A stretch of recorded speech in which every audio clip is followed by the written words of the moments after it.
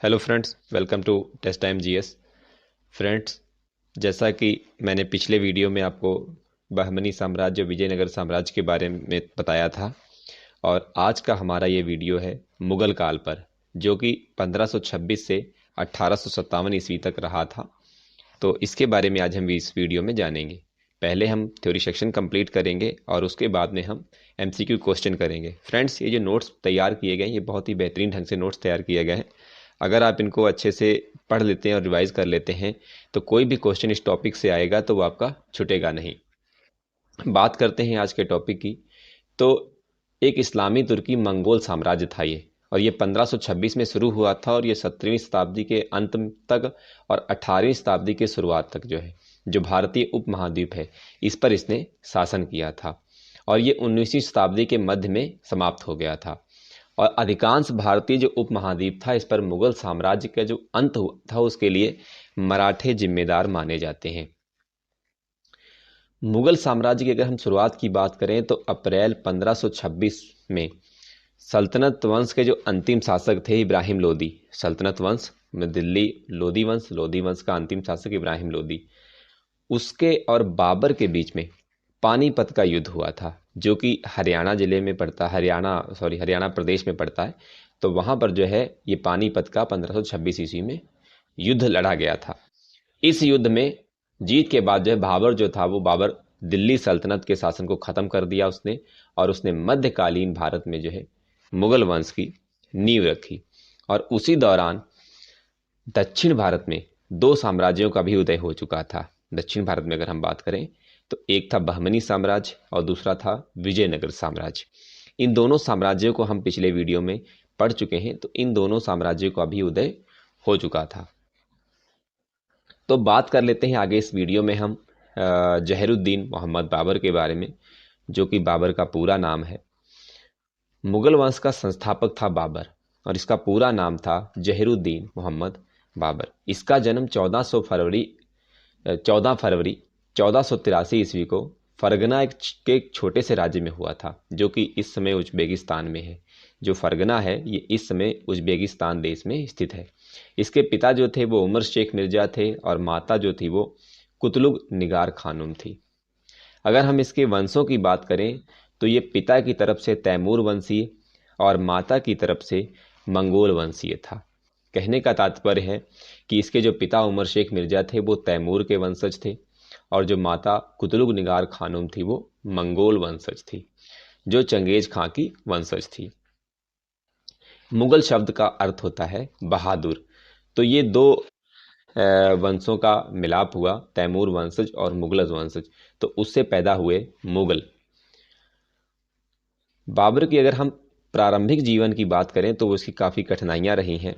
1494 ईस्वी में जब इसके पिता की मृत्यु हो गई तो ये 11 या 12 वर्ष का था, तो ये फरगना का शासक बना।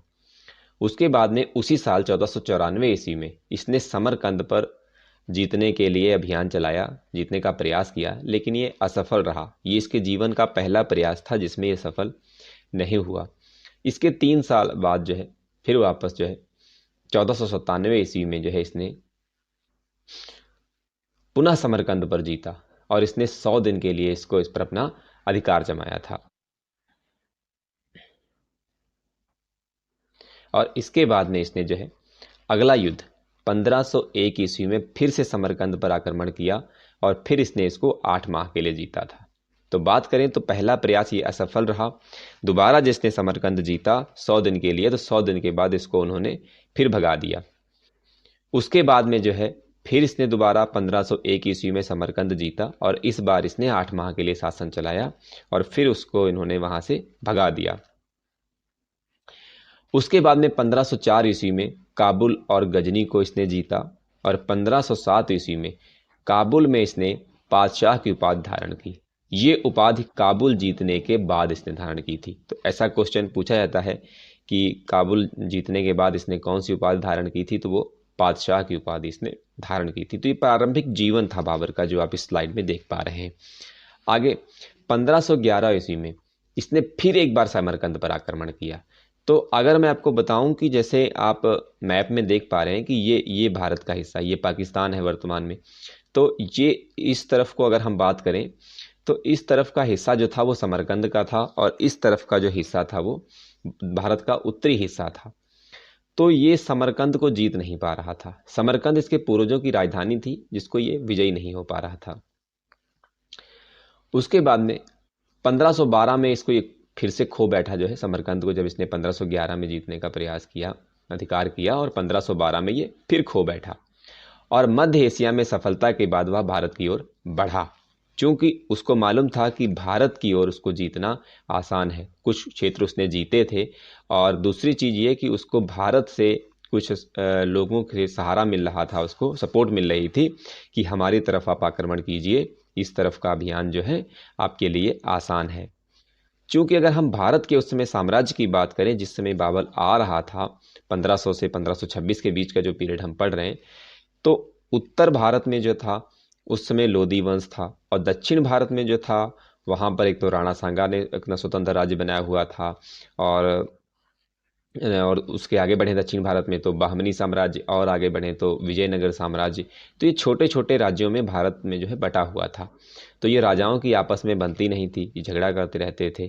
तो इसलिए इनकी एकता न होने के कारण बाबर को इस चीज़ का लाभ मिला और उसने समरकंद के बजाय जो है उत्तर भारत की ओर जो है बढ़ना शुरू कर दिया। तो यहाँ पर बाबर के हम भारतीय अभियानों की अगर हम बात करें तो 1519 ईस्वी में भारतीय सीमा क्षेत्र जो है बाजौर और भेरा को इसने जीत लिया। उसके बाद उसी साल इसने पेशावर को जीता। फिर 1520 ईस्वी में इसने जो है बाजौरा, भेरा और पंजाब का सियालकोट, जो कि अब पाकिस्तान में है। पंजाब राज्य जो है आधा प्रांत जो है ये पाकिस्तान में है और आधा पंजाब भारत में है। तो जो सियालकोट का हिस्सा है पाकिस्तान में जो इस समय है, इसने 1520 में वहां तक अधिकार कर लिया था कि ये जो वर्तमान भारत है उसकी सीमा तक पहुंच गया था। फिर 1524 ईस्वी में इसने लाहौर सहित पूरे पंजाब पर, लगभग पूरे पंजाब पर इसने कब्जा कर लिया था। यहाँ पर मैं आपको एक चीज़ और बता दूं कि बाबर ने काबुल में चांदी के सिक्के चलाए थे। ये क्वेश्चन पूछा गया है कि शाहरुख किसे कहते हैं, तो मैं उसके पर आपको बता रहा हूँ कि बाबर ने काबुल में चांदी के सिक्के चलाए थे। उन सिक्कों को कहा जाता था शाहरुख। और इसने कांधार में बाबरी के नाम से चांदी के सिक्के चलाए थे। तो जो कंधार में चांदी के सिक्के चलाए थे उसको बाबरी कहा जाता है और जो सिक्के इसने काबुल में चलाए थे उसको शाहरुख के नाम से जाना जाता है। पानीपत का जब प्रथम युद्ध हुआ तो उसके लिए इसको पंजाब के जो सूबेदार दौलत खां थे, दौलत खां लोधी, और इब्राहिम लोधी के चाचा आलम खां और मेवाड़ के शासक राणा सांगा, इन तीनों ने इसको निमंत्रण दिया था कि आओ भाई और भारत में युद्ध करो आकर के। कि ये लोग खुद चाहते थे कि ये भारत में बढ़े आकर के और इब्राहिम लोधी को ख़त्म कर दे। तीन लोगों का मेनली हाथ इतिहास में ज़्यादा माना जाता है। पंजाब के सूबेदार दौलत खां थे, इब्राहिम लोधी के चाचा आलम खां लोधी थे और मेवाड़ के शासक राणा सांगा थे। तो कहीं ना कहीं बाबर की यहाँ पर हिम्मत बढ़ गई कि जो शासक हैं वो खुद ही बुला रहे हैं और वो खुद इसकी सपोर्ट कर रहे हैं। तो इसलिए जो है बाबर को भारत का अभियान जो था वो बड़ा आसान लगा, क्योंकि उसको यहाँ से अंदर से पहले से ही सपोर्ट मिल रही थी। और यहाँ पर इब्राहिम लोधी से कई लोगों ने कहा कि भाई बाबर इस तरफ को बढ़ रहा है तो उसका कीजिए। तो इब्राहिम लोधी ने कहा कोई बात नहीं है, जब वो दिल्ली की तरफ आएगा तब देखा जाएगा। तो यहाँ पर भारत के बाहर जो युद्ध हुए थे, जो मतलब अभियान चले थे, वो 1519 में दूसरा, फिर 1520, 1524, तो 4 युद्ध इसने भारत के बाहर लड़े। और 5वां युद्ध जो कि भारत के अंतः युद्ध आता है, पानीपत का युद्ध, ये 1526 ईस्वी में बाबर के द्वारा लड़ा गया। कुल बाबर ने 4 युद्ध भारत के अंदर लड़े थे, 1526, 1527, 1528 और 1529 में।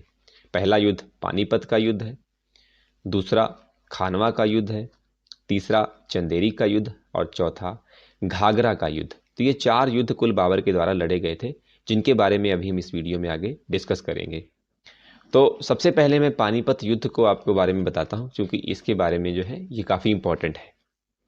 ये युद्ध जो था, ये लोदी वंश का जो अंतिम शासक था, सुल्तान जो था इब्राहिम लोदी, उसके और बाबर के बीच में हुआ था। बाबर ने 1526 ईस्वी में इब्राहिम लोदी को हरा दिया था। और पानीपत का ये प्रथम युद्ध अप्रैल 1526 में पानीपत के निकट हुआ था, इसलिए इसको पानीपत का युद्ध कहा जाता है। पानीपत एक ऐसा युद्ध स्थल है जहां पर 12वीं शताब्दी से उत्तर भारत पर नियंत्रण के लिए कई ऐतिहासिक लड़ाइयां लड़ी गई थी। तो ये पानीपत इसलिए इंपॉर्टेंट हो जाता है टॉपिक जो है। और पानीपत के युद्ध से ही भारत में मुगल साम्राज्य की नींव रखी गई। और ये पहली लड़ाई है जिसमें मुगलों ने बारूद, अग्निशास्त्रों और तोपों का प्रयोग किया था। यह ऐसी पहली लड़ाई है। मैंने आपको बहमनी साम्राज्य में भी बताया था कि बहमनी साम्राज्य के शासक ने बुक्का के विरुद्ध जो है बारूद का उपयोग किया था, लेकिन उसमें बुक्का जीत गए थे। वो दक्षिण भारत की बात थी। उसने बहुत कम पैमाने पर बारूद का उपयोग किया था, लेकिन उत्तर भारत में जो बाबर थे, इन्होंने जो है बहुत बड़े पैमाने पर बारूद का, अग्निशास्त्रों का, तोपों का उपयोग किया था। अगर सैन्य बल की बात की जाए तो बाबर के पास मात्र 10,000 से 15,000 लगभग सैनिक थे और 20 से 24 संख्या में तोपें थी इसके पास। लेकिन वहीं दूसरी ओर इब्राहिम लोदी की बात करें तो उसके पास 80,000 से 1 लाख तक सैनिक थे और कम से कम 1,000 हाथी थे। फिर भी इब्राहिम लोदी हार गया था। क्यों हार गया था? तो बाबर के जो युद्ध की रणनीति थी, हम उस पर डिस्कस करते हैं। तो पानीपत के युद्ध में बाबर ने तुगलमा जो है अर्धचंद्राकार नीति तथा तोपों को सजाने में उस्मानी विधि या रोमी विधि का उपयोग किया था। ये दो प्रयोग इसके बड़े फेमस हैं कि इसने दो तरीके से प्रयोग किए। और इसके पास 2 बंदे थे जो तोपों का और बंदूकों का नियंत्रण बहुत अच्छे से कर लेते थे और उनका यूँ कहें कि उनको बहुत अच्छे निशानेबाज माना जाता है। तो तोपों का नेतृत्व करने वाले अधिकारी थे उस्ताद अली और मुस्तफ़ा खां।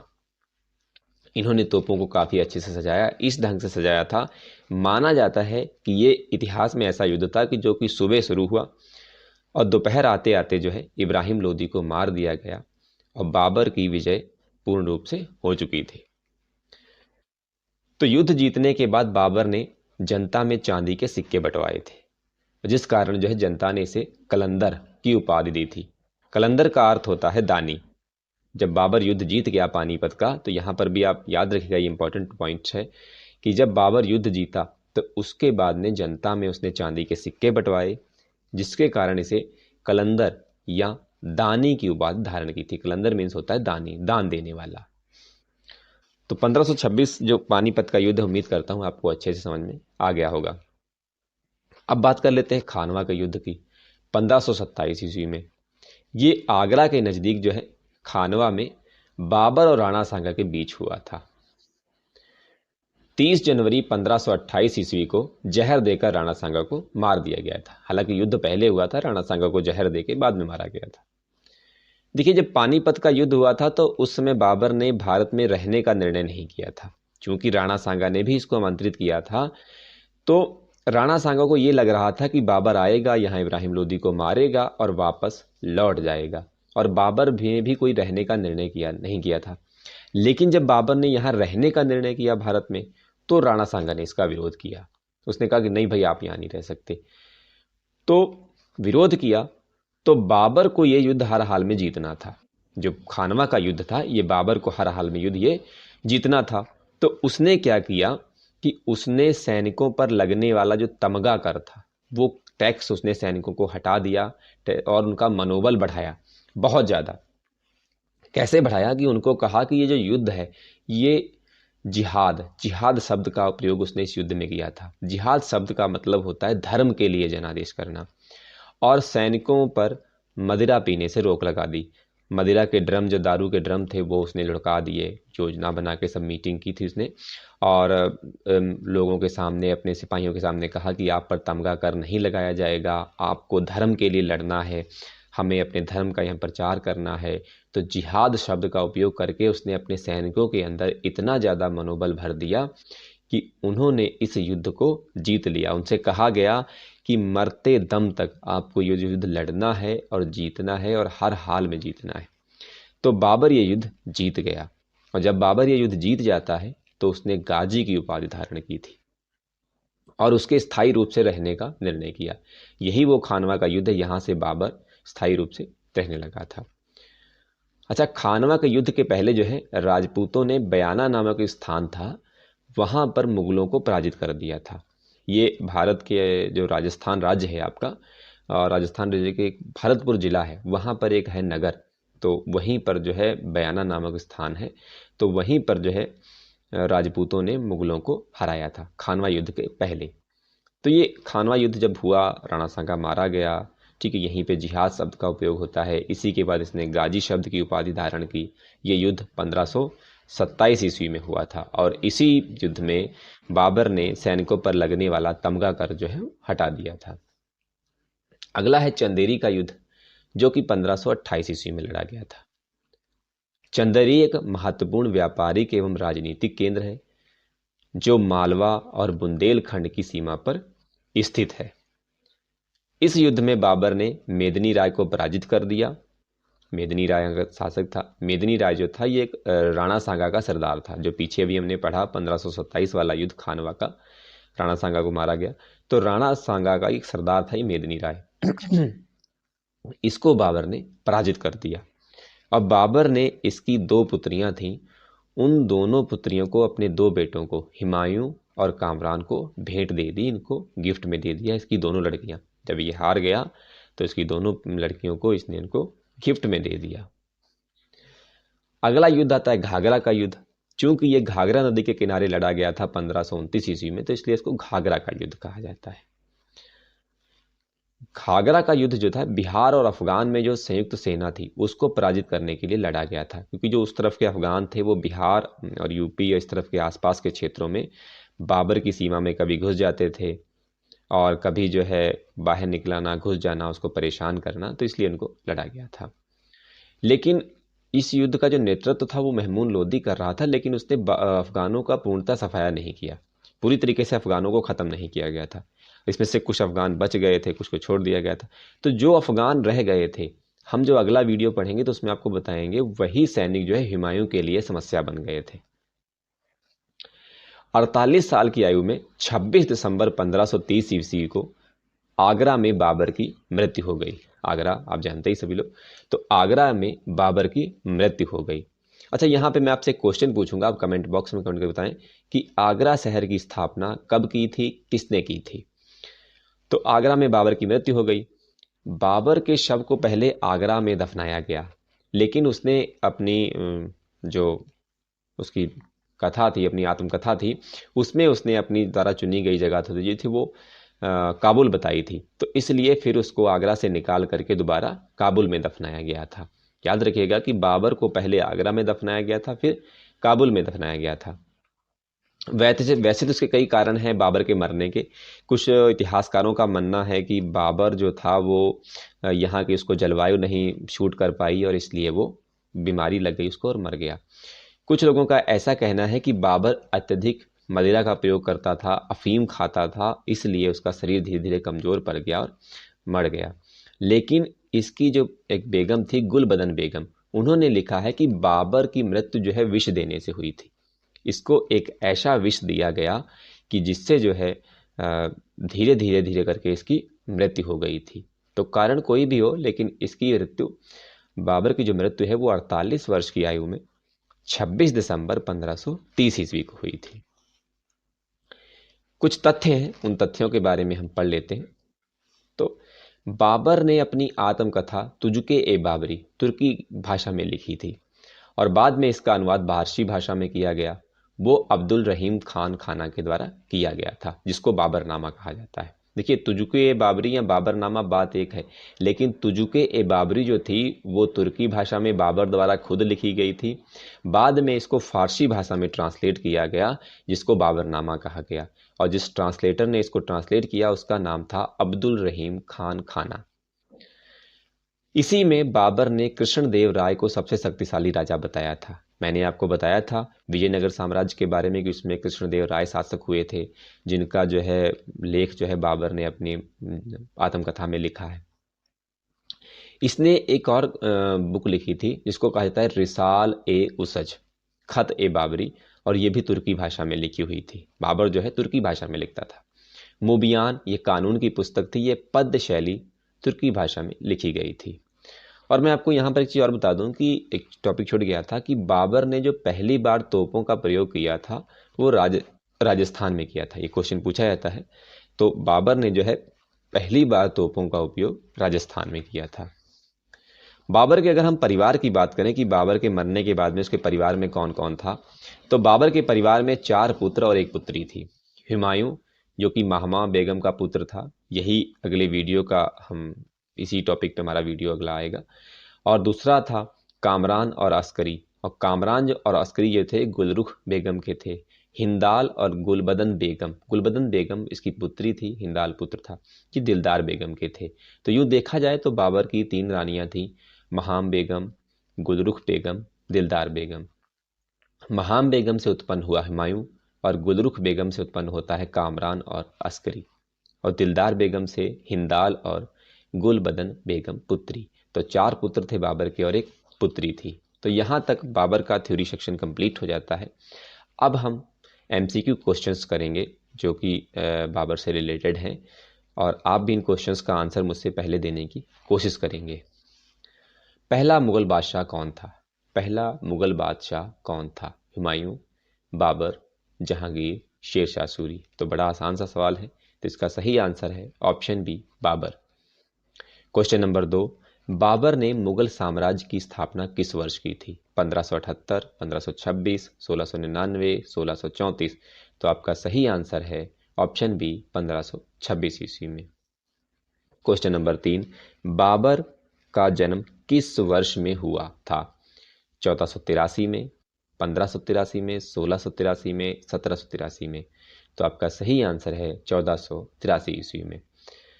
मुगल बादशाह बाबर का पहला नाम क्या था, मतलब दूसरा नाम क्या था? कसीमुद्दीन, जहरुद्दीन, गियासुद्दीन, हसनुद्दीन। तो आपका सही आंसर है जहरुद्दीन मोहम्मद बाबर, इसका पूरा नाम था। क्वेश्चन नंबर 5, बाबर किस वंश का शासक था? मुगल, नंद वंश, मौर्य वंश, हर्यक वंश। तो बिल्कुल सही आंसर है ऑप्शन ए, मुगल वंश। अपने पिता की ओर से मुगल किसके वंशज थे? अपने पिता की ओर से तैमूर, चंगेज खान, शेरशाह सूरी, इनमें से कोई नहीं। तो सही आंसर है ऑप्शन ए, तैमूर, और ये अपने माता की तरफ से चंगेज खान के वंशज थे। क्वेश्चन नंबर 7, निम्न में बाबर का पुत्र कौन था? हुमायूं, शाहजहां, अकबर, बहादुर शाह। तो सही आंसर है option A, Humayun. Question number 8, Babur ने खानवा का युद्ध किसके साथ लड़ा? राणा सांगा के साथ, शेरशाह सूरी के साथ, इब्राहिम लोदी के साथ, मेदिनी राय के साथ। तो आपका सही आंसर है ऑप्शन ए, राणा सांगा के साथ। तो यहाँ पर हमारा ये मुगल काल का पहला वीडियो, जो कि उसके संस्थापक, शासक, प्रथम शासक बाबर के टॉपिक पर था, तो वो ख़त्म हो जाता है। अगर आपको वीडियो अच्छा लगा है तो वीडियो को आप लाइक कर दीजिए, और अभी तक अगर आपने हमारा चैनल सब्सक्राइब नहीं किया है तो सब्सक्राइब कर लीजिए।